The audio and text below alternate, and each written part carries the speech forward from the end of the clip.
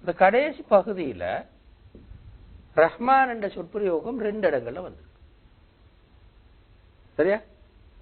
ஒமா பைனஹுமர் ரஹ்மானி லா யம்லிகூன மின்ஹு ஹிதாப் அப்படி சொல்றது. லா யம்லிகூன மின்ஹு ஹிதாபன். ஒமா பைனஹுமர் ரஹ்மானி லா யம்லிகூன மின்ஹு. மின்ஹுண்டா அவனை விழித்து, அப்படின்னா ரஹ்மானை விழித்து, ரஹ்மானை விழித்து பேசுவதற்கு அவர்கள் சக்தி பெற மாட்டார். மறுக சொல் இருக்குது திரும்ப, இந்த லாயத்தகல்லமூன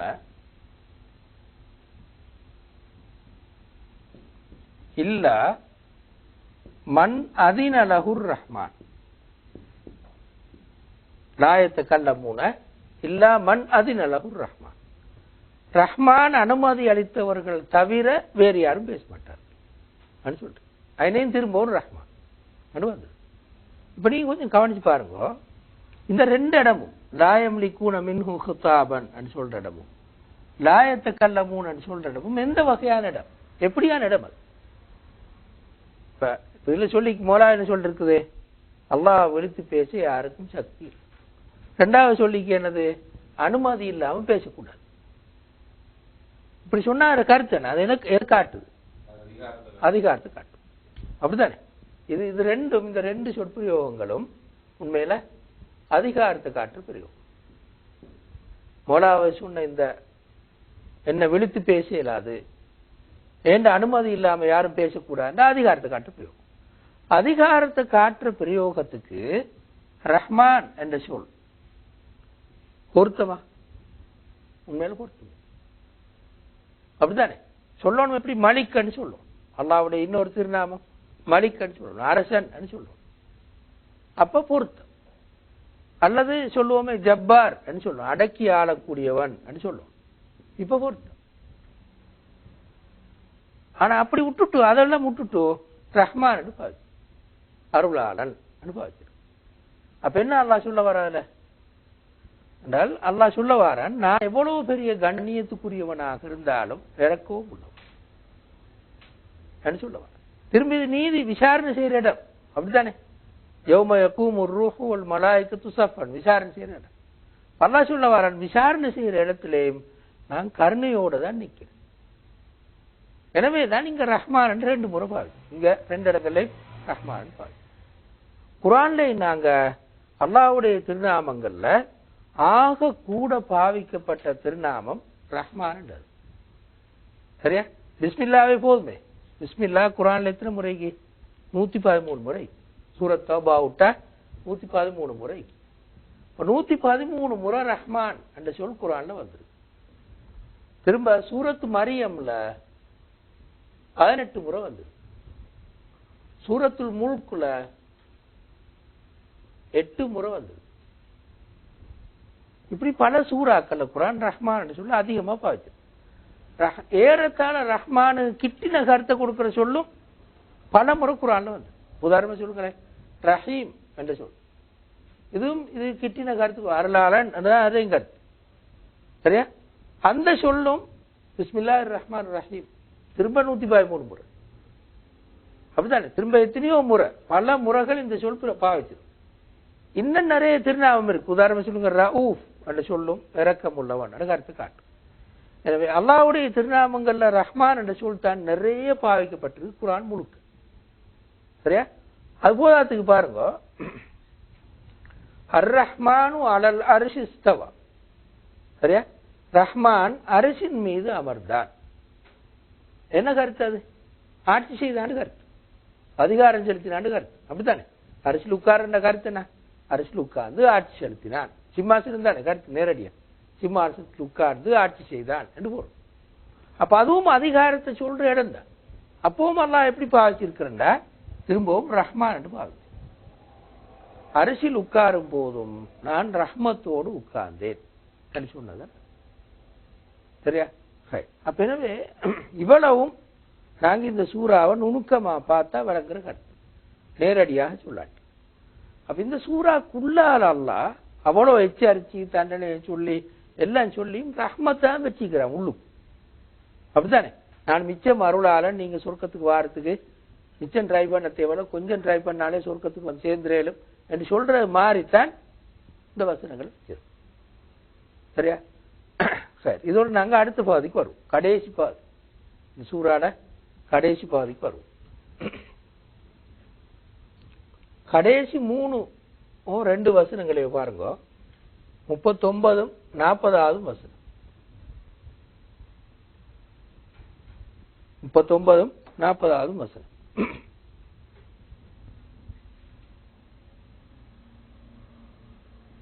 நீங்க வாய்ச்சோன்னே உங்களுக்கு வழங்கும். அது இந்த சூரா சொல்லி வந்த கருத்துகளுக்கு ஒரு முடிவுரையாக இருக்கும். சூரா சொல்லி வந்த கருத்துக்கு முடிவுரையாக இருக்கும். தொடங்குற நேரமே அப்படித்தான் பாருங்க. தாலிக்கல் யௌமுல் ஹக்கு, அது நிச்சயம் நிகழக்கூடிய நாளாகும். சரியா? அது சத்தியமாக அல்லது நிச்சயமாக நிகழக்கூடிய நாளாகும். தாலிக்கல் யௌமுல் ஹக்கு.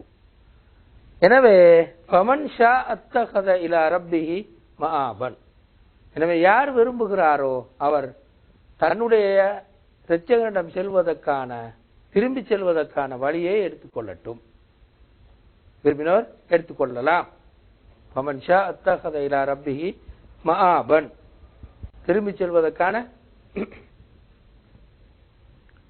வழியை எடுத்துக்கொள்ளட்டும். மஆபன் சொல்றது இத்தகதண்டா எடுத்துக்கொள்றது, அமைச்சு கொள்றது, அமைத்து கொண்டான், எடுத்துக்கொண்டான் என்று கருத்து. ஃபமன் ஷா விரும்புகிறோம் அப்படின்னா கருத்துனா மனிதனுக்கு சுதந்திரம் இருக்கு. நல்லா வாழவும் சரி, அல்லாஹ்விடத்துல போறதுக்கு பார்க்கவும் சரி, நரகத்துக்கு போக பார்க்கவும் சரி, மனிதனுக்கு சுதந்திரம் இருக்கு. அந்த கருத்தை காட்டத்தான் ஃபமன் ஷா அத்தகத இலா ரப்பிஹி மஆபன் சொல்றோம். சரியா? திரும்ப இன்னா அன்தர்னாக்கும் அதாபன் கரீபன், கிட்ட வருகின்ற தண்டனையை நாம் உங்களுக்கு எச்சரித்து விட்டோம். இன்னா அன்தர்னாக்கும் அதாபன் கரீபன், கிட்ட வர தண்டனை என்ன கருத்து? என்ன கருத்துன்னா, ஒவ்வொரு ஆளும் மூத்தாகிற நேரம் அவருக்கு மர்ம ஸ்டார்ட். எல்லாருக்கும் பொது மர்மை உண்டீக்கி, அப்படித்தானே? எல்லாரும் மூத்தாய் நீண்ட நெடுங்காலத்துக்கு பிறகு உலகம் அடைச்சி மர்மையோடு தொடங்கும். ஆனா ஒவ்வொரு தனி மனுஷனுக்கும் மர்ம மூத்தாரு மூத்தாரணத்துக்கு விளங்கிடும். நான் எங்க போறேன், சொர்க்கத்துக்கு போறேன்னா நரகத்துக்கு போறேன்னு விளங்கி, அதோட சேர்த்து கபருடைய வேதனை ஒன்று இருக்கு. அப்படித்தானே? அந்த வகையில அதாபுன் கரீபன் சொன்னது சரி, கிட்ட வர வேதனை. அப்படித்தானே? எப்ப மூத்தாருன்னு தெரியாது, 2-3 நாள்ல மூத்தாயிலும், கொஞ்சம் காலம் முட்டு மூத்தாயிலும், சரியா? கிட்டத்தான் இருக்கு. அப்பதான் இன்ன அந்த நாக்கும் அதாபன் கரீபன் சொன்ன கடைசிக்கு அந்த எப்படியான நாள்? இன்ன அந்த நாக்கும் அதாபன் கரீபன் யௌம யன்லுருல் மர்உ மா கத்தமத் யதாஹ், ஒவ்வொரு மனிதனும் தான் தன்னுடைய கைகள் சமர்ப்பித்தவற்றை பார்ப்பான். வயகூலுல் காஃபிரு யா லைத்தனி குன்து துராபா, காஃபிர் சொல்வான், நான் மண்ணோடு மண்ணாய் போயிருக்க, மண்ணாயிருக்க வேண்டாமா என்று காஃபிர் சொல்வான். வயகூலுல் காஃபிரு யா லைத்தனி குன்து துராபா. இந்த வசனங்கள்ல பாருங்க, இது ஒரு முடிவுற இந்த கருத்து விளங்குதானே? நான் என்ன சொல்ல வரேன்டா, கண்டிப்பா அந்த நாள் நிகழும், அதுல எந்த விதமான சந்தேகமும் இல்லை. இப்ப உங்களுக்கு நல்ல சந்தர்ப்பம் இருக்கு. இந்த சந்தர்ப்பத்தை பயன்படுத்தி அல்லாஹ்விடம் மீண்டு செல்வதற்கான வழியை எடுத்துக்கொள்ளும். நரகத்துக்கு போற வழியே அல்ல, அல்லாஹ்விடம் மீண்டு செல்வதற்கான வழியை எடுத்துக்கொள்ளும். இத்தகத இலா ரப்பிஹி மஆபன், நாங்க எச்சரிச்சிட்டோம். இன்னும் அன்தர்னாக்கும் மராபன் கரீபன், கிட்ட வார ஒரு தண்டனையை எச்சரிச்சிட்டோம். சரியா? அங்க வந்து கை சேதப்படவான், வேலைத்தனி குந்து துராபான்னு அங்க வந்து சொல்லுவான். நான் மண்ணோடு மண்ணாய் போவானமா, இந்த அங்க வந்து சொல்லுவான். இப்பதே அல்லாஹ்விடத்துல போறதுக்கான வழியை எடுத்துக்கொள்ளும். கண்டிப்பா அந்த நாள் வரும். தாலிக்கல் யௌமுல் ஹக், கண்டிப்பா அந்த நாள் வரும். அப்ப இது நல்ல ஒரு பின்னூர் முடிவு, அப்படித்தானே? அப்படியே சொல்லிட்டு மறும நாள் அப்படியே சொல்லிட்டு வந்ததுக்கு எங்களை பார்த்து அல்லாஹ் முடிவாக சொல்ற கருத்து கட்டாயமாக நிகழும். எனவே நீங்க போறதுக்கான வழியை இப்பதே தேடிக்கொள்ளுங்க. எதாலும் சரி, அல்லாஹ்விடத்துல போறதுக்கோ நரகத்துக்கு போறதுக்கோ இப்பதே யோசிச்சு ஒரு முடிவுக்கு வந்துடும். சரியா? ஆனா நாங்க எச்சரிச்சிட்டோம், கிட்ட வார ஒரு தண்டனை எச்சரிச்சிட்டோம். அங்க வந்து ஏழை தனின்னு சொல்லவான், அதாவது கை சேதப்படவான். அங்க வந்து நான் மண்ணோட மண்ணாய் போய் இருக்க வேண்டாமா என்று கைது செய்யப்படுவான் என்றதான் இந்த சூறாட முன்னுரையாக அழகான ஒரு முன்னுரையா அமைஞ்சிருக்கு. இதுல நாங்க சில சொற்களை பார்ப்போம், சில பிரயோகங்களை பார்ப்போம். முதலாவது நாங்க பார்த்துக் கொள்ளணும் இந்த காஃபிர் என்ற பிரயோகம். சரியா? இப்ப நாங்க ஒரு நாளும் இந்த குர்ஆன்ல வார இந்த சொற்களை விளங்கிக் கொள்ளக்கூடாது. காஃபிருக்கான குறிக்கும், எங்களை குறிக்காது. அப்படி விளங்கிக் கொள்ளக்கூடாது. காஃபிர் தான் மேல வந்து யாழை தனி குந்து துராபா, நான் மண்ணோட மண்ணாய் போயிருக்க வேணாமா என்று காஃபிர் தான் சொல்லுவான். நாங்க காஃபிர் தான், நாங்க முஸ்லீம் என்று மேலோட்டமாக இந்த சொல்ல விளங்கிக் கொள்ளக்கூடாது. சரியா? ஏனது? ஏனென்றா ஒரு நாளும் இந்த காஃபிரும் முஸ்லீமும், காஃபிர் அல்லது முஸ்லீம் சொல்றது இனத்திட பேர் இல்லை. அப்படித்தானே? இனத்திட பேர் இல்லை, ஒரு இனத்தை குறிக்கிற பேரல். பேர்த் சர்டிபிகேட்டை பார்த்து இவர் முஸ்லீம் இவர் காஃபிர் என்று உலகத்துல நாங்க செய்வோம். அப்படி இல்லை மறுமையில பார்க்க அல்லாஹ் மஹ்ஷர்ல வச்சு பேர்த் சர்டிபிகேட்டை பார்த்து நீங்க முஸ்லீம் அங்கால போங்க, நீங்க காஃபிர் இங்கால போங்கன்னு சொல்றீங்க. அப்ப இது ஒரு பண்புகளை குறிக்கும். சில பண்புகள் இருந்தா அவன் காஃபிர், இன்னும் சில பண்புகள் இருந்தா வேற சில பண்புகள் இருந்தா அவன் முஸ்லீம். அந்த பண்புகளைத்தான் நாங்க கவனத்துல கொள்ளணுமே தவிர பாரம்பரியமா நான் முஸ்லீம் ஆகிக்கிறேன்னு விளையும் கொள்ளக்கூடாது. ஏனென்றா இது பாருங்க, சூரத் யாசீன்ல ஒம்தாசுல் யௌம அய்யுஹல் முஜ்ரிமூன், ஒம்தாசுல் யௌம அய்யுஹல் முஜ்ரிமூன், பெரும் குற்றவாளிகளே. முஜ்ரிமூன் அதாங்க பெரும் குற்றவாளிகள். பெரும் குற்றவாளிகளே, நீங்கள் இன்று வேறாக பிரிந்து நில்லுங்கள். நீங்கள் இன்று வேறாக பிரிந்து நில்லுங்கள். மும்தாசுல் யௌம அய்யுஹல் முஜ்ரிமூன், இன்று நீங்கள் குற்றவாளிகளே, இன்று நீங்கள் வேறாக பிரிந்து நில்லுங்கள் என்று சூரத் யாசீன்ல வரும். இது எதை காட்டுது? இங்க யார முஜ்ரிமூன் சொன்னா, முன்னாடி இருக்கிற வசனங்கள் எல்லாம் எடுத்து நாங்க பார்த்தால் யார முஜ்ரிமூன் நீங்க சொன்னா காபிர்கள், காபிர்களை தான் இங்க முஜ்ரிமூன் சொல்ற. வேற பிரிஞ்சு நில்லுங்கிற கருத்து என்ன? அது எதை காட்டுது? மாஷர் இல்லை, எல்லாரும் ஒன்று கலந்து நிற்போம். முஸ்லீம் காபிர் எல்லாம் சேர்ந்து ஒன்று கலந்து நிற்போம். எல்லாம் வேறையா பிரிப்பான். முஸ்லீம்கள் வேறையாவும் காபிர்கள் வேறையாவும் பிரிங்கன்னு சொல்லுவான். பிரிஞ்சு நில்லுங்க. பிரிக்கிற எப்படி பிரிக்கிற? பெருசடிகளை பார்த்தால அப்படித்தானே? அந்த பண்புகளை பார்த்துதான் எல்லாம் பிரிப்பான். மாஷர்ல இப்ப உலகத்தில் இருக்கிற அமைப்புக்கல்ல அங்க பிரிக்கும். அந்த வகையில நாங்க சொன்னோம், மீன வயக்கூருல் காபிரு, காபிர் சொல்லுவான், யாழை தனி குந்து துராபா, நான் மண்ணோடு மண்ணாய் போயிருக்க வேண்டாமா என்று காபிர் சொல்லுவான். என்ற பொருள், உண்மையாகவே யார் காபிர், உண்மையாகவே யார் முஸ்லீம் என்ற வேறு பிரிச்சு நல்லா விலையும் கொள்ளும் என்றதான் இது காட்டும். இப்ப எங்களுக்கு தெரியும், ரசூலுல்லாஹ்வுடைய காலத்துல இருந்த ஒரு குரூப் தான் முனாஃபிகூன் நாங்க சொல்லுவோம்.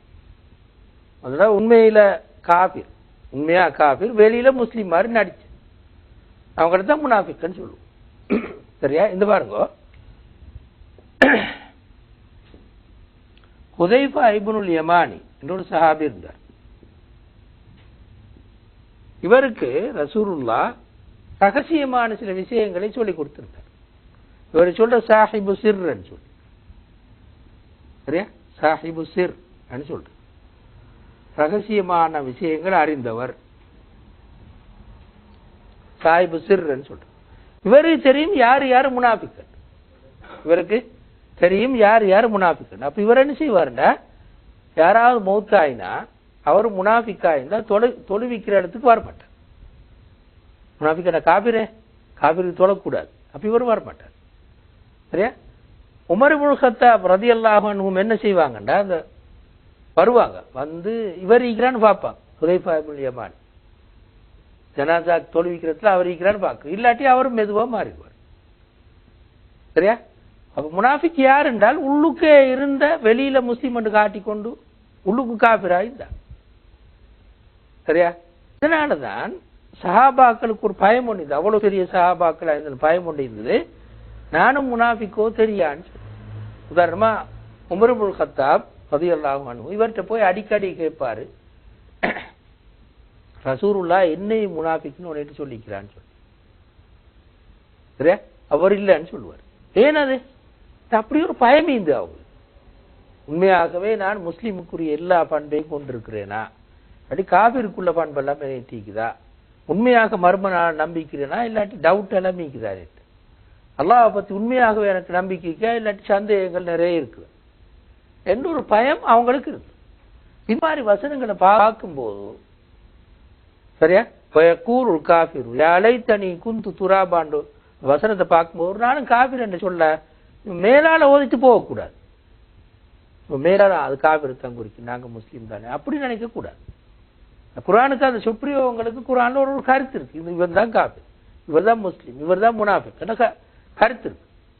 இது ஒரு தொழில் ஒரு ஒரு இனத்திட பேர் இல்லை. காஃபிர்னு சொல்றதோ முஸ்லீம் சொல்றதோ முனாஃபிக்னு சொல்றதோ இனத்துடைய பேர் இல்லை. அதுதான் நாங்கள் கவனத்தில் கொள்வோம். இப்ப இந்த சூறாவை நாங்கள் கடைசியாக ஒரு கருத்தை சொல்லி முடிப்போம். இந்த சூறாவை இது பாருங்க,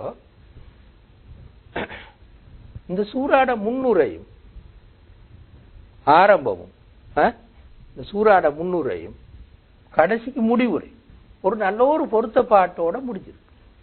அந்த கருத்து வழங்குதா? முன்னுரையில எப்படி தொடங்கிச்சது என்றா மர்ம நாளை பத்தி பரிகாசமாக பேசுறவர்கள்லேருந்து தொடங்கி அப்படித்தானே ரசூலுல்லாஹ்ட்ட பேசி கேள்வி கேட்டு பரிகாசமாக பேசி அம்மையத்து அலோன் எது பற்றி அவர்கள் ஒருவரை ஒருவர் விசாரித்துக் கொள்கிறார்கள் என்று மறுமையை பற்றி பரிகாசமாக பேசுறதுலேருந்து ஆரம்பிச்சு முடிக்கும் போது எப்படி முடிச்சுதண்டா நீங்க கடைசிக்கு வந்து யாழை தனி குந்து துராபன்னு சொல்லாம பார்த்துக்கோ. இப்படியெல்லாம் மர்ம நாளை பத்தி சீரியஸ் இல்லாம பேசி ஹிண்டடிச்சு வாழ்றீங்களே கடைசிக்கு வந்து நான் மண்ணோடு மண்ணாய் போவானமான்னு சொல்லிடுவான். அங்க வந்து பச்சாதாபப்பட்டு வேறு உலகத்துல வச்சு நாங்க ஃபெயில் ஆயினால் கட்டி நஷ்டம் போனால் வேற என்ன நடந்தாலும் உலகத்துல சேவ் பண்ணிக்கொள்ளு அப்படித்தானே. உதாரணம் வச்சுக்கொள்ளுங்களேன், உலகத்துல நான் ஒரு 50-55 வருஷமாக தொழலன்னு வச்சுக்கொள்வோம். உதாரணத்துக்கு தொழுகையும் இல்லை வரட்டு ஆக மோசமா வாழ்ந்தார். என்ன செய்யலாம் இதுல? இது திருத்தேல்மா இல்லையா? நல்ல ஒரு பாவம் மன்னிப்பு ஒன்று கேட்டு அண்டையில இருந்து தொலை பிடிச்சி மற்ற நல்ல காரியங்கள் ஈடுபட்டு அடுத்தவங்களுக்கு அநியாயம் செஞ்சிருந்தா அதெல்லாம் திருப்பி கொடுத்து பாவம் அவன்கிட்டையும் போய் மன்னிப்பெல்லாம் கேட்டு எல்லாம் திருத்திக் கொள்ளும். 56ஆம் வயசுல மூத்தாயின்னு வச்சுக்கொள்ளும். ஒரே ஒரு வருஷம் மிச்சம் நல்ல மனுஷனா இருந்தார் தப்பிடுவாரா இல்லையா? தப்பிடுவார் அப்படித்தானே. ஆனா இருந்தது ஒரே ஒரு வருஷம் தான் நல்ல மனுஷன். உங்களுக்கு தெரியும் தானே அந்த 100 கொலை செஞ்ச மனுஷனை 99 கொலை செஞ்சார். செஞ்சுட்டு கவலை வந்துட்டு கைத்து ஒரு துறவீட்டை கேட்டார். ராஹிபுட்ட ஒரு துறவீட்டை போய் கேட்டார், எனக்கு பாவம் அனுப்பிக்குமா, உனக்கு என்ன பாவம் அனுப்பிக்கு, நீ இவ்வளவு கொலை செஞ்சு போட்டார். அவர் சொல்ல 100ஆவது கொலை அவரையும் கொண்டு போட்டார். 100 கொலை செஞ்சுட்டு ஒரு ஆலிம்கிட்ட போனார். அறிஞர்கிட்ட போய் கேட்டார், நீங்க எனக்கு பாவம் அனுப்பியிருக்குதா? போனது பாவம் அனுப்பிக்கு, ஆனா நீ ஒரே ஒரு வேலை செய்யும், நல்லவர்கள் வாழ்ற ஒரு ஊர் ஒண்டிக்கு. அவர் சொன்னார், இந்த ஊருக்கு போ, நல்லவர்கள் வாழ்ற ஊருக்கு அங்க போய் நீ வாழ்ந்தால் உனக்கு பாவம் அனுப்பிக்கு. ஒரு போனார் போய்கொண்டிருக்கும் போது எல்லையில மூத்து சரியா. மூத்தாயினத்துக்கு பிறகு இவர் சொர்க்கத்துல போடுறா நரகத்துல போடுறான்னு சொல்லி மலாய்க்கத்துக்கு மத்தியில ஒரு சர்ச்சை ஒண்ணு பேச்சு. அல்லாஹ் சொன்னான், அவர் நீங்க போன தூரத்தை அளந்து பாருங்க. அவர் எங்க கூடைக்கார் எங்களுக்கு சார்பாய்க்கார், நாங்க நல்ல ஊருக்கு தான் சார்பாய்க்கார். அளந்து பார்த்தா கெட்ட ஊர்லேருந்து மிச்சம் தூரம் பண்ணிட்டார். நல்ல ஊருக்கு பொறுத்து கொஞ்சம் தான் சரி இவர் சொர்க்கத்துக்கு போவார் சொல்லி அல்லாஹ் தீர்ப்பார். பாருங்கள், அவர் என்ன செஞ்ச ஒன்றுமே செய்யல, செஞ்சது போன அந்த ஊருக்கு போன மட்டும். அவ்வளவு சான்ஸ் இருக்குது உலகத்தில் இருக்கும் போது சரியா. அதைத்தான் நீங்க சொல்ல வர. அதை நீங்க விட்டுட்டு மறுமையில வந்து கை செய்யப்பட்டு வேறு உலகத்துல கை செய்யப்பட்டா எல்லாத்துக்குமே ஈக்குது. வியாபாரத்துல நஷ்டம் பேசி கை செய்யப்பட்டா சிறுவாண்டி கொள்ளிடும். ஃபெயில் ஆயினால் திரும்ப இன்னொரு முறை எக்ஸாம் எடுக்கலும், வேறொரு கோர்ஸுக்கு மாறிடும். மோசமான மனுஷன் ஆயிருந்தா தௌபா கேட்டு திரும்பிக்கணும், எல்லாம் செய்யலாம். அங்க வந்து எலும்பினத்துக்கு பிறகு கை செய்யப்பட்டா யாழை தனி குந்து தூராபா மண்ணோடு மண்ணாய் போக வேண்டாமான்னு சொல்றது மட்டும், வேற ஒன்றுமே அதை செய்ய என்றதுதான் குர்ஆன் கடைசியா சொல்லிச்சு. அப்ப எனவே இந்த முன்னுரையும் முடிவுரையும் அழகா பொருந்தும். மறுமையை சீரியஸாக எடுங்கோ, அதான் முன்னுரை. அப்படி சீரியஸா எடுக்கல யாலை தனி குந்து துராபாவா போய் ஒன்றுதான் கடைசியாக சொல்லி முடியும். இப்ப இந்த சூரத்து நப இந்த ஜுசூட ஆரம்ப சூரா, ஆரம்ப சூறால எல்லாமே மறுமநாளுக்குரிய ஆதாரம் இருக்குது, சொர்க்கம் இருக்குது, நரகம் இருக்குது, ஒரு எச்சரிக்கை ஒன்று இருக்குது, ஒரு அழைப்பு ஒன்று மீக்கு வாங்க நன்மை செய்யறதுக்குன்னு ஒரு அழைப்பு ஒன்று மீக்கு எல்லாமே தொடங்கினா அப்படித்தான் அல்லாஹ். பிறகு வார எல்லா சூறாக்களும் மறுமநாளத்தான் சொல்லும். அதிகமான சூறாக்கள் மறுமநாளத்தான் சொல்லும். சூரத்து நப மாதிரி இல்லை. சூரத்து நப சொல்லப்பட்ட ஏதாலும் ஒரு செக்ஷனை தான் கூட அழுத்தம் கொடுத்து சொல்லும். நீங்க அடுத்து வார சூறாக்கள் எல்லாத்தையும் பார்க்கலாம். அவன் தொடங்கும் போது ஜுசுவை தொடங்கும் போதோ அல்லாஹு தாலா முழுமையாக மறுமநாளை சொல்லி முடிச்சு. அடுத்த சூறாக்கள் அந்த துண்டு துண்டுகளை பார்ட்ஸ்களை சொன்னோம். சில துண்டுகளுக்கும் சில துண்டுகள் இருக்காது. அப்படித்தான் நாங்க அடுத்து வார சூறாக்களை பார்க்கணும். அப்ப இதோட இந்த சூறா முடியுது. நாங்க சூரத்து நாசியாத்துக்கு வரோம்.